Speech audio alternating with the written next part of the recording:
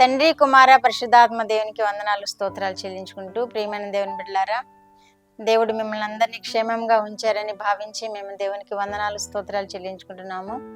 ఈ దినమందు పుట్టిన దినములు, వివాహ దినములు జరుపుకుంటున్న వారు ఇలాంటి అనేకమైన దినాలు జీవితాల్లో జరుపుకుంటూ దేవుని చేత ఆశీర్వదింపబడాలని మేము ప్రార్థన చేస్తున్నాం. దేవుడు మిమ్మల్ని దీవించును గాక.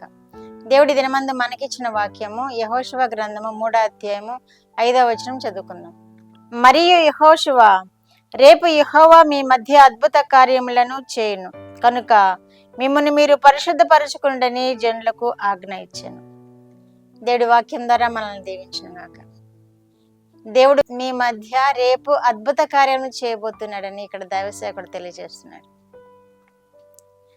రేపు అంటే రేపు ఏం చేస్తాం? మనం పరిశుద్ధ ఆరాధనలో పాల్గొంటాం.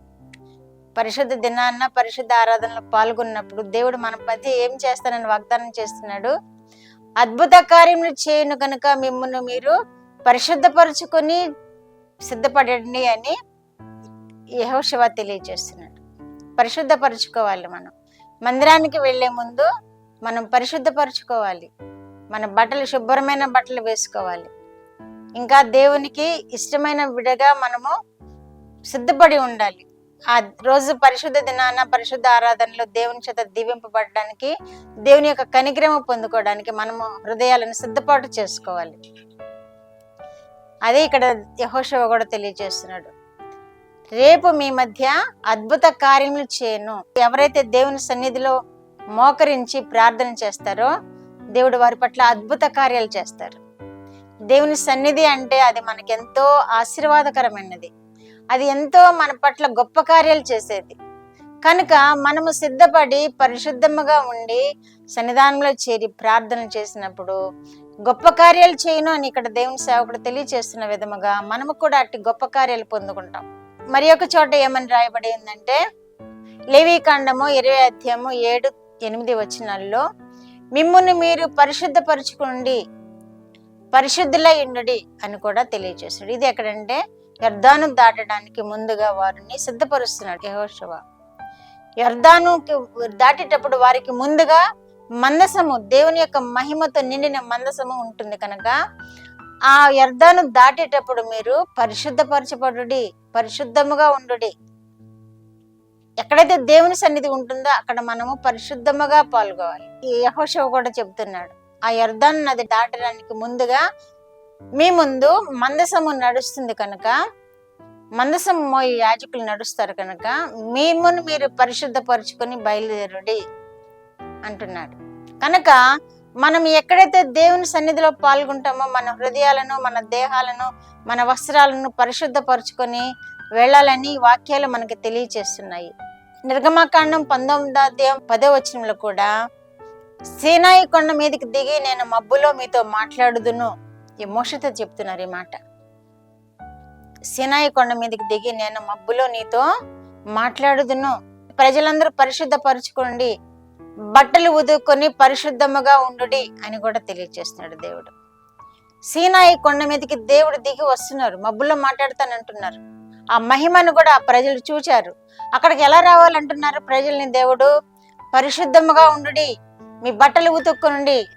ఇవన్నీ నియమాలు మనం పాటించినప్పుడు దేవుడు మనల్ని కూడా ఆ విధముగా సంధిస్తాడు, ఆ విధముగా దర్శిస్తాడు, ఆ విధముగా స్వరం వినిపింప చేస్తాడు. మనము పాటించాలి వాటిని కూడా. ఆనాటి జనమే కాదు, ఈనాటి మనము కూడా పాటించాలి. మనల్ని మనం పరిశుద్ధపరచుకోవాలి, మన బట్టలు ఉతుక్కోవాలి.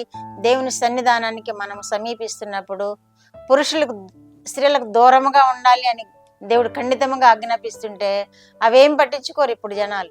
వాళ్ళు ఇష్టానుసారంగా జీవిస్తారు, గబగబా పరిశుద్ధ ఆరాధనలకు బయలుదేరుతారు. దేవుడు నియమాలు పెట్టాడు, ఆ నియమానుసారంగా మనం జీవించినప్పుడు దేవుడు తప్పకుండా మనతో మాట్లాడతాడు, మనల్ని ఆశీర్వదిస్తాడు, మనకి అద్భుత కార్యాలు చేస్తాడు. దేవుడు మీ మధ్య అద్భుత కార్యాలు చేయను, రేపటి దినాన మీరు పరిశుద్ధపరచుకోండి అని యెహోషువ చెప్పినట్లుగా మనము కూడా చేస్తే మన పట్ల కూడా అద్భుత కార్యాలు చేస్తాడు. దేవుడు మనతో కూడా మాట్లాడతాడు, దేవుని సన్నిధి మనతో ఉంచుతాడు. యొర్దాను దాటుతున్నప్పుడు దేవుని సన్నిధి వారితో ఎలా ఉన్నదో అలాగే దేవుని సన్నిధి మనతో ఉంచుతాడు దేవుడు. అలాగే సీనాయి పర్వతం మీద దేవుడు ఎలా మబ్బుతో మాట్లాడి ఆ ప్రభావం అంతటిని ఆ మనుషులు చూచారు. అక్కడ ఆ మోషేతో మాట్లాడుతున్నప్పుడు ఆ ప్రభావం అంతా, దేవుని యొక్క మహిమ, ఆ ప్రభావం అంతా అక్కడ మనుషులు చూచారు. మనము కూడా అలా చూస్తాం. దేవుని సన్నిధిలో చేరి పరిశుద్ధముగా మనల్ని మనం సిద్ధపడి వెళ్ళినప్పుడు, మన హృదయాలు పరిశుద్ధపరచుకొని వెళ్ళినప్పుడు, మన దేహము పరిశుద్ధపరచుకుని వెళ్ళినప్పుడు, మన వస్త్రాలు ఉతుక్కొని వెళ్ళినప్పుడు దేవుడు సన్నిధిలో మాట్లాడతాడు మీతోటి. ఆయన సన్నిధిలో మోకరించి ప్రార్థన చేసినప్పుడు మీరు దర్శనాలు ఇస్తాడు. మీరు దేవుని వాక్యం ద్వారా బలపరచబడతారు, పరిశుద్ధపరచబడతారు, స్వస్థపరచబడతారు, అద్భుత కార్యాలు జరుగుతాయి అదే సమయంలో.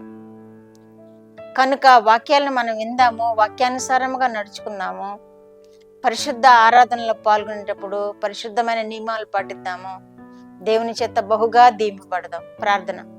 మా దేవా, మా ప్రియ పరలోక ప్రభువా, మీ పరిశుద్ధ పాదములకు వందనాలు, స్తోత్రాలు. మా రక్షకుడు యేసయ్య స్తోత్రములు, పరిశుద్ధాత్మ దేవ స్తోత్రములు. ఇచ్చిన వాక్యం కొరకు స్తోత్రములు ప్రభువా. మీ పరిశుద్ధ ఆలయాల్లో పాల్గొని ప్రభువా మిమ్మల్ని సేవిస్తున్నప్పుడు మేము ఎలా ఉండాలో నేర్పించిన దేవా మీకు స్తోత్రములు. వినిచిన బిడ్డలందరూ కూడా ఆ విధముగా సిద్ధపడి పరిశుద్ధముగా నాయన మీ మందిరాల్లో చేరి మీ ప్రత్యక్షతను అనుభవించగలిగినట్లును, మీ దర్శనములను పొందగలిగినట్లును, అద్భుత కార్యాలు పొందగలిగినట్లును చూస్తున్న వారందరినీ మీరు ఆశీర్వదించి మహిమ పొందమని యేసుక్రీస్తు వారి పేరిట ఈ మనవులు మీ పాదముల యొద్ద వేడుకుంటున్నాను పరమ తండ్రి. ఆమేన్.